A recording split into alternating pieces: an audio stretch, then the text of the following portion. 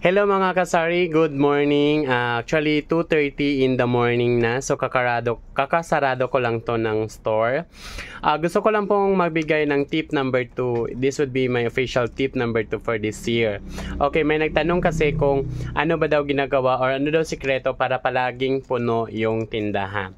Okay, so this is a broad topic pero meron ako mga instances na ibibigay or tips para masigurado na parating puno yung tindahan. Unang-una dyan guys is budgeting, proper forecasting, at saka syempre, paano mo mapataas yung sales mo. Kasi related po yan.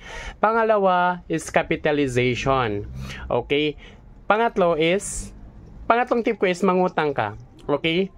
Mangutang ka in the sense na supplies ang inuutang mo sa suppliers.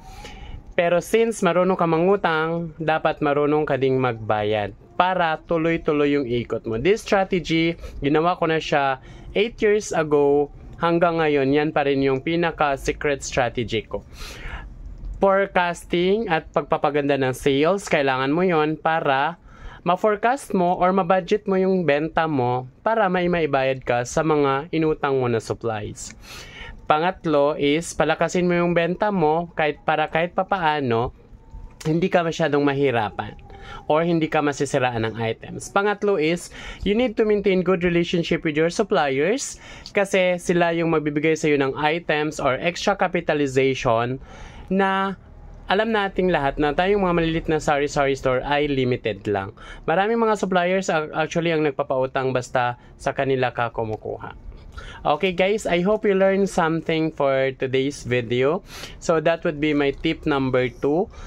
Pagandahin nyo yung benta nyo, i-budgeting nyo yung proper budgeting sa sales nyo at saka sa expenses nyo either.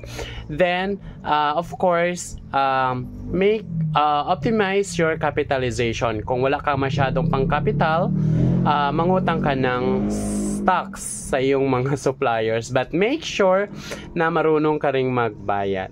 Okay? Kasama na dyan yung forecast kasi kunyari, malapit ka na yung due date, dapat alam mo na meron ka ng pambayad. Yung ginagawa ko kasi guys, 2 days or 3 days before the due date ng isang suppliers, meron na akong ready cash na available for that due date.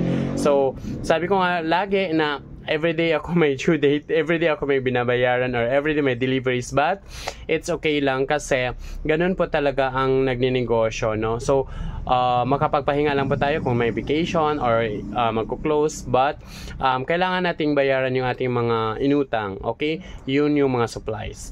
So, wag nyong gawin yung mangutang kayo ng 5-6 kasi masyadong malaki ang interest, and then malamang sa malamang ang nabubuhay nyo lang is yung nagpapautang sa inyo kasi nandun na punta yung tinubo nyo.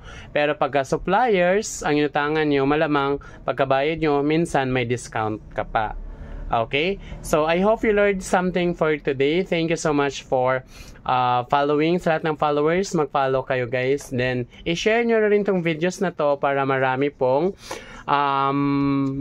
makarating sa marami pa pong audience. Kasi, alam naman nating lahat na yung mga list lang yung reach namin. So, ibig sabihin is konti lang yung nararating yung mga videos namin.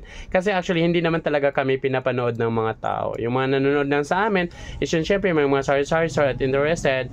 Pero mostly, ang mga viewers ngayon, yung mga pinanood nila, yung mga kalokohan, yung mga prank, yung mga comedy, yung mga scandalous, etc. So, wala kaming advantage nun. Kaya kung kayo po ay aking mga followers, malaking tulong po ang pag-share nyo ng aking videos, pag-like or pag-heart sa aking mga videos.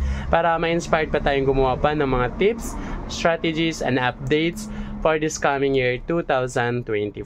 I hope every kasari ay magiging magtagumpay this year. Maraming salamat everyone.